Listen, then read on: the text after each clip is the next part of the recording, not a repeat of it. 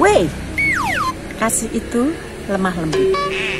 Kasih dan cinta tidak bisa dipisahkan.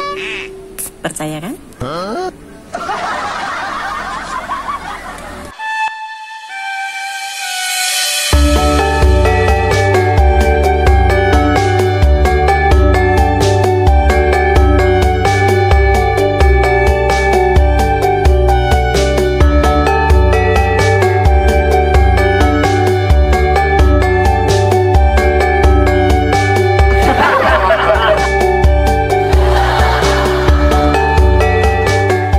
Pemirsa, selamat malam. Kali ini kita berada di daerah Sambisari, dekat Candi Sari, di Kalasan ya, Kalasan. Sebelumnya saya mengaturkan banyak terima kasih buat teman-teman subscriber yang telah mendukung kami. Masih ingat video tentang 3 tahun, 4 tahun yang lalu mengenai seorang wanita yang berada di Jalan Solo. Beliau mendatangi langsung kalangan bawah dan membantu di sana. Beliau bernama Yuni Astuti. Pasti orang Jogja pasti akan ingat gitu. Selamat sore Bu Yuni. Selamat sore semuanya, apa kabar? Baik. Nah ini kita ditemani juga dengan rekan kami Ben Bei sama Yugira. Oke, tanpa berlama-lama saya ingin menanyakan sesuatu tentang video itu ya. Itu kan video itu jadi viral gitu ya di mana-mana, bahkan di Indonesia ya. Mungkin di luar Jawa juga gitu. Nah, saya akan menanyakan kepada Mbak Yuni ini, kita panggilnya Mbak saja ya. Kita panggil Mbak Yuni. Kenapa saat itu mau melakukan itu, Mbak Yuni? Oke, jadi waktu itu kejadian awal, seingat saya ya, kan udah agak lama ya.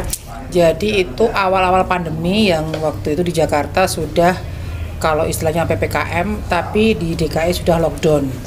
Jogja belum, Jogja masih sebatas himbauan dilarang berkumpul, yang berkumpul dalam keadaan terdiam, misalnya kayak pertemuan-pertemuan. Nah, waktu itu kami memang rutin karena pas puasa kita mau bagi takjil, ceritanya itu bagi takjil, ada berapa ribu pack yang isinya ada hand sanitizer, ada masker, kue untuk buka puasa lah waktu itu. Nah, pas di Jalan Solo itu banyak orang yang datengin, terus kayak ngetok-ngetok jendela mobil saya. Terus ya karena saya memang sudah sering melakukan hal untuk berbagi, cuman waktu itu saya ngelihat kok kayak ada tatapan mata itu kayak beda gitu ya, karena udah banyak yang nggak bekerja kan waktu itu. Terus saya tanya sama suami saya, "Pak, aku ngasih uang boleh?" gitu. "Boleh, kasih aja." Saya ambillah uang waktu itu, saya buka jendela gitu kan, saya ngambil uang, saya kasih dan memang di mobil kan memang ada selalu untuk insya Allah saya berbagi gitu. Ternyata ngeri itu, orang masuk, kepala itu masuk ke jendela. Kan saya takut karena memang pandemi sudah mulai waktu itu orang udah pakai masker, terus panik kan saya. Terus Bapak ditutuplah sama beliau, ditutup. Saya masih udah mah siapin dulu, saya berhenti di situ. Saya berhenti, Bapak pakai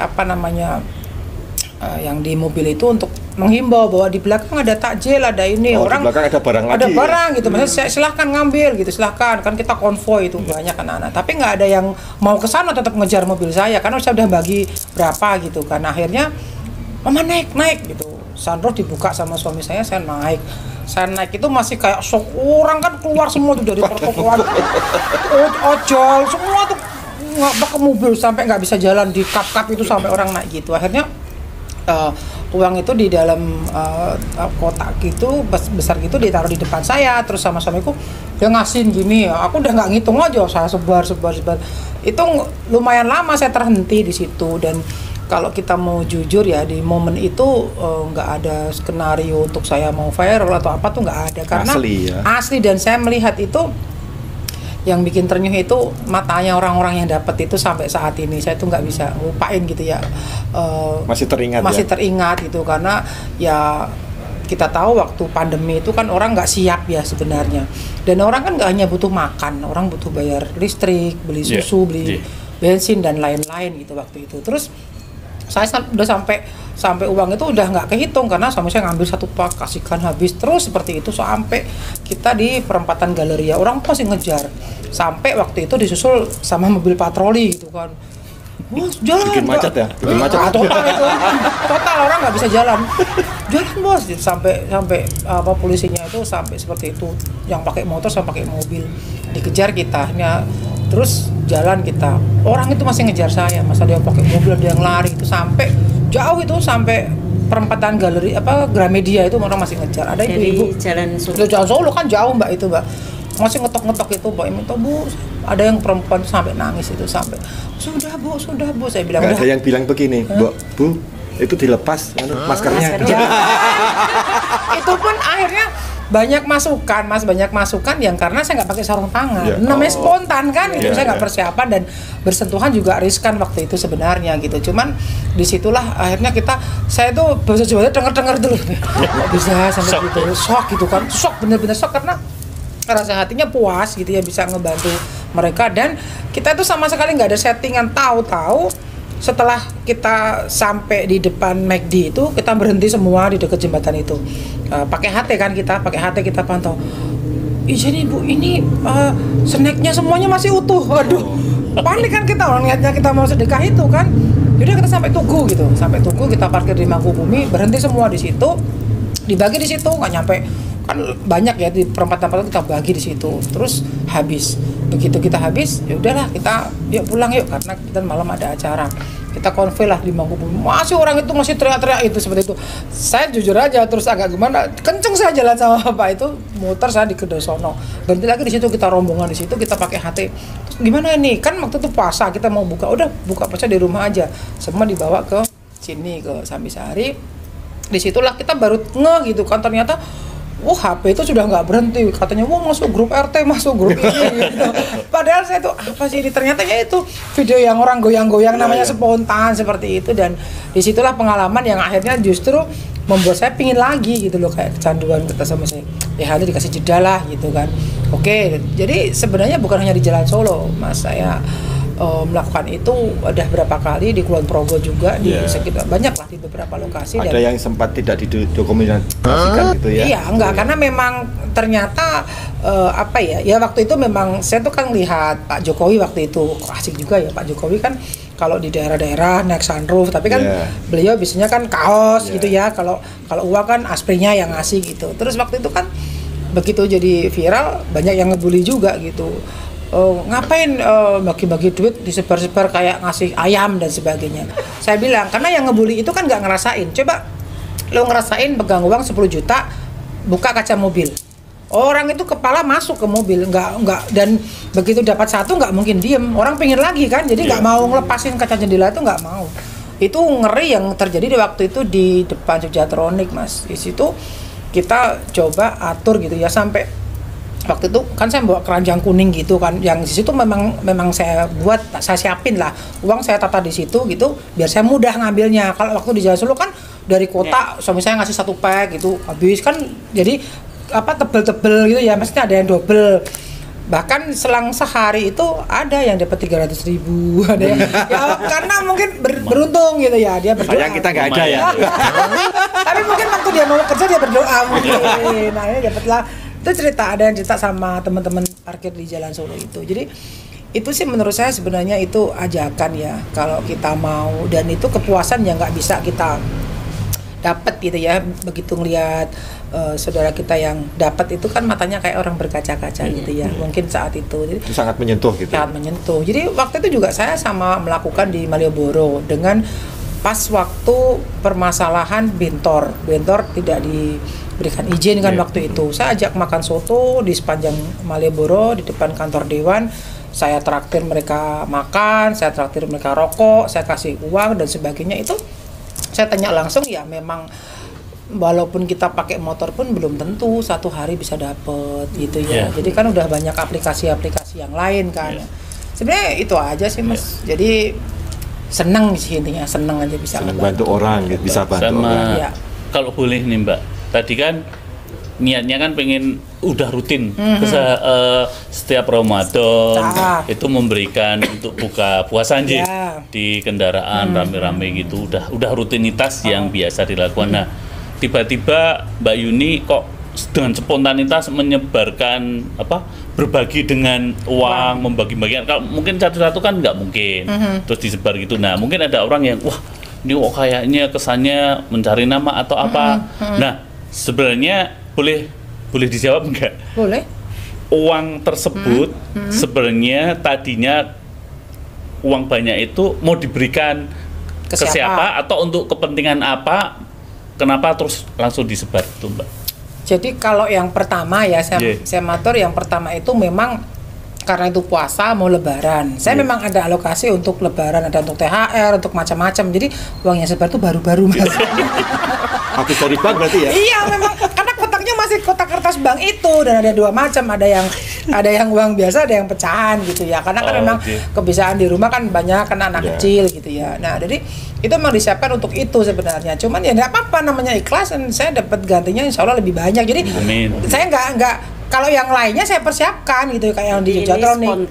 Spontan. Makanya kan saya bilang akhirnya dapat yang double karena kan kalau namanya orang udah panik ya nanti bolehlah kapan-kapan nih ikut bareng ayo kalau siap. selesai hajatan. Nanti ikut biar ngelihat gitu loh, biar lihat gimana sih tatapan saudara kita itu begitu dapat gitu ya. Waktu itu memang saya juga di Kulon Progo juga hal yang sama gitu ya. Saya berbagi di Kulon Progo di sepanjang alun-alun, muter sampai Pasar Wates, muter sama juga. Reaksinya juga luar biasa, ada di beberapa media juga angkat juga. Ya sebenarnya ajakan saja sih apapun bentuknya, kalau kita memang mau ikhlas, mau bagi ya insya Allah lah itu menjadi pintu rezeki yang luas, seluas-luasnya. Misalnya kayak itu kejadiannya kan di Jalan Solo nih. Sekarang kalau Mbak Yuni itu sekarang ini nggak berencana berbagi itu saat datang ke Jalan Solo, yang terjadi di Jalan Solo apa Mbak? Ya kalau saya lewat ke sana sosok kayak artis kali Mbak. Nanti lah ikut kita. Udah kangen ya? Iya jadi teman-teman di sana itu kita lewat gitu tuh udah Bapak pasti gitu kan, wah Bu Yuni, nah begitulah. Jadi ada satu kesan yang menurut saya itu akan membekas di sejarah hidup saya bahwa saya pernah dikenang oleh sebagian masyarakat, saya pernah membantu mereka. Kita kan nggak paham, nggak ngerti kondisi asli masyarakat kita. Mungkin pasti saat orang pegang berapa juta itu hal yang biasa, tapi di titik tertentu kadang dapat 100.000 bisa berarti puluhan juta bagi mereka. Nah, semua orang pasti pernah merasakan itu. Nah, harapan saya di situ, saya pernah menjadi walaupun setitik itu bagi mereka pernah dikenang dengan baik. Itu sih. Kalau dari yang diuraikan tadi Mbak, kami itu melihat bahwa ada kepedulian yang pasti Mbak Yuni tahu kondisi masyarakat kita. Tahu pasti itu loh dari kalangan bawah khususnya ya, menengah bawah yang mungkin serba kekurangan, dipas-paske, kadang pinjam aja untuk sekedar untuk hidup, menyambung hidup. Nah, mungkin bisa diceritakan Mbak pengalamannya sehingga Mbak Yuni ini ya makin termotivasi untuk membantu mereka. Ya banyak sih Mas. Jadi contoh yang paling simpel itu adalah di saat saya kadang-kadang order aplikasi ojol gitu ya untuk makan gitu ya, misalnya pas ada tamu malam dan sebagainya. Itu rata-rata ojol itu kalau kesini itu hafal mereka. Jadi saya jarang pakai metode pembayaran yang sudah langsung yang saya sebut pay gitu ya. Saya senangnya itu interaksi Mas. Jadi saya bayar cash, nanti saya titipin gitu. Kadang saya tambahin apa. Nah dari situ seringnya saya order itu nggak sekali dua kali loh, percaya atau nggak percaya. Saya pernah, yang saya inget ya, itu siang-siang saya ada tamu, saya order lotek sama gado-gado. Nggak sedikit itu Mas, nggak sedikit karena ada tamu. Terus seger nih kayaknya pesen itu gitu, oke. Begitu pesen, saya di aplikasi itu milihnya kan cash gitu. Begitu dianterin, kan saya kaget kok pegawai saya nggak ngambil uang gitu kan, itu udah tamu pulang gitu. Terus saya tanya, loh kok enggak, katanya udah, pokoknya untuk Bu Yuni katanya. Saya kan kaget. Nah itu hampir 200.000 kan bagi mereka gede kan. Nah itu aku bilang sama yang satpam saya, udah kamu simpen, siapa tahu dia lupa kan begitu. Nah disimpan itu sampai 3 hari nggak ngambil orangnya. Lah kan saya bingung. Gak bisa. Itu nggak cuma sekali Mas. Jadi di situ apa namanya, kalau mereka chat itu begitu nganter ke sini itu kayak ketemu, bukan halo Kak sesuai aplikasi, enggak. Bu Yuni, terima kasih gitu. Jadi karena saya kan sering Mas bintangnya langsung iya. Jadi dengan teman-teman ojol ini saya memang deket Mas. Jadi pernah saya juga kegiatan sosial dengan ratusan ojol perempuan. Saya pernah ada kok di media juga ada bahwa saya ngumpulkan mereka dan saya tanya, bahkan ada yang bawa anak kecil sampai dititip-titipin seperti itu ya, karena memang keadaan, dan mereka cerita sama saya dengerin gitu ya, keluhan mereka apa gitu. Makanya next kalau saya punya rezeki, insya Allah doain nanti saya pingin bikin semacam di beberapa titik-titik di kota Jogja khususnya itu ada semacam tempat untuk mereka istirahat. Gitu. Kan belum ada nih. Belum ada nih. Teman-teman miliarder di kota Jogja. Karena apalagi sekarang musim hujan gitu ya. Musim hujan itu teman-teman ojol ini kan kalau mencari orderan kan masih di pinggir-pinggir jalan. Nah, yang perempuan-perempuan ini kan rawan. Nah, mungkin kalau ada teman-teman yang mau mendahului ide-ide saya, alhamdulillah. Kalaupun belum ya doain saya rezekinya lancar. Nanti kita buatlah posko-posko untuk teman-teman ojol ini biar dia bisa singgah. Mungkin di situ cukup colokan listrik, wifi gratis, ada kopi, ada dispenser atau apapun itu untuk mereka istirahat. Nah, karena mereka juga karena aplikasi ya, jadi susah juga untuk saat ini untuk dapat order, mungkin begitu. Jadi penasaran nanya lagi. Jadi gini Kak, semakin dijawab semakin penasaran Mbak saya itu. Kalau saya lihat kan Mbak Yuni sangat menguasai kondisi masyarakat kita Mbak. Nah, selain ojol Mbak, mungkin di masyarakat mana aja, mungkin wilayah mana aja yang Mbak Yuni sudah sangat-sangat pasti sudah sangat memahami. Pasti tentunya juga Mbak Yuni sudah ada semacam solusi apa yang terbaik? Oke, selain ojol ya? Ya, selain ojol. Selain ojol itu saya terketuk adalah di pasar tradisional. Coba kalau kita mau, saya senang ke pasar loh Mas. Saya walaupun belanja di supermarket tapi hobi saya ke pasar. Bolehlah kita nanti ke pasar, coba kita cek. Jadi di pasar itu yang bikin saya terenyuh itu adalah justru kan ada kesenjangan. Kalau kita bicara pasar itu ada yang di los, yang orang mampu sewa kan begitu. Tapi yang nggak mampu kan hanya pakai pinggir-pinggir, emperan. Kadang cuma modal meja kecil, kadang-kadang enggak, cuma pakai karung goni. Terus mereka ngambil di juragan A-nya. Ya kalau kita mau jujur lihat yang mbah-mbah itu coba. Kadang dagangannya nggak laku, diutang orang belum itu dibayar. Selesai di situ apa? Mereka akhirnya kena rentenir. Saya tuh HP saya tuh penuh nomor-nomor bakul pasar. Langganan. Jadi saya mencoba untuk ngajarin mereka bahwa kamu bisa loh, gitu loh. Kamu bisa. Tapi BA-nya anak saya nggak apa-apa. Saya pesan misalnya, saya pesan udang, pesan ikan apa. Dibersihin nggak dibersihin, antar nanti dia nggak mau kasih ongkos, saya kasih ongkos. Jadi saya bilang kamu hanya jangan diem di pasar, kamu mencoba membangun relasi, pertahankan pelangganmu.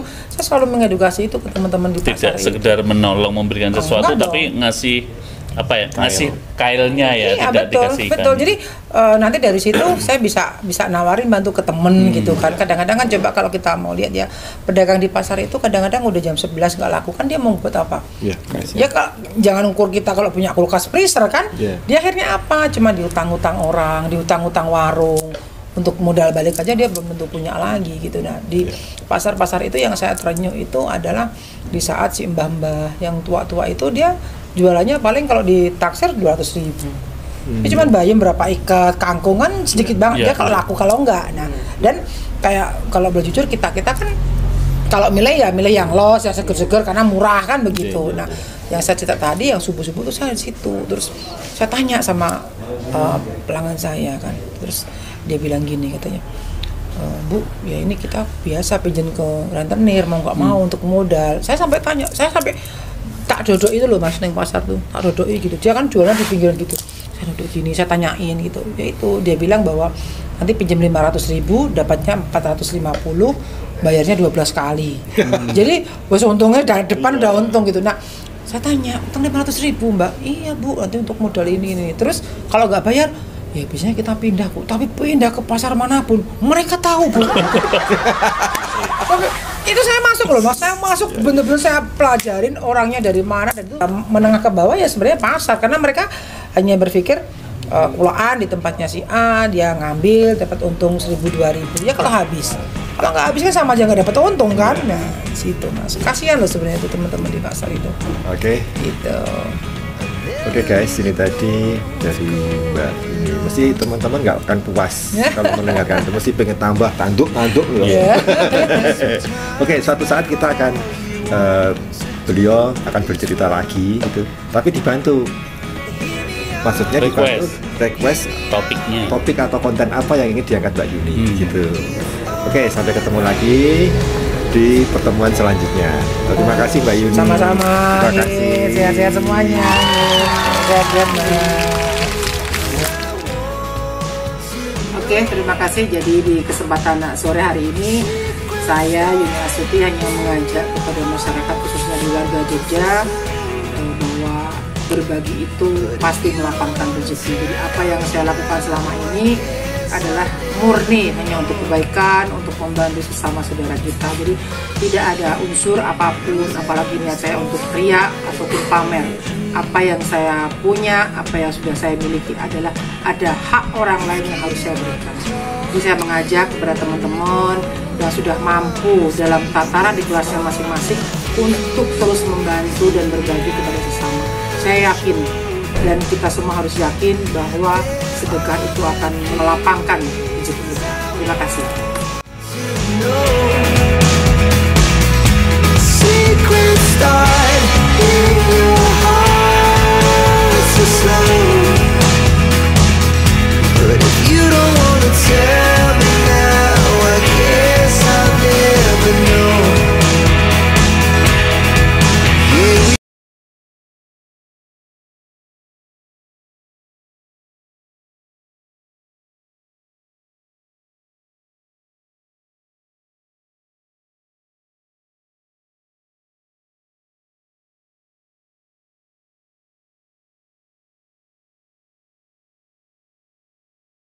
Melapangkan rezeki kita. Terima kasih.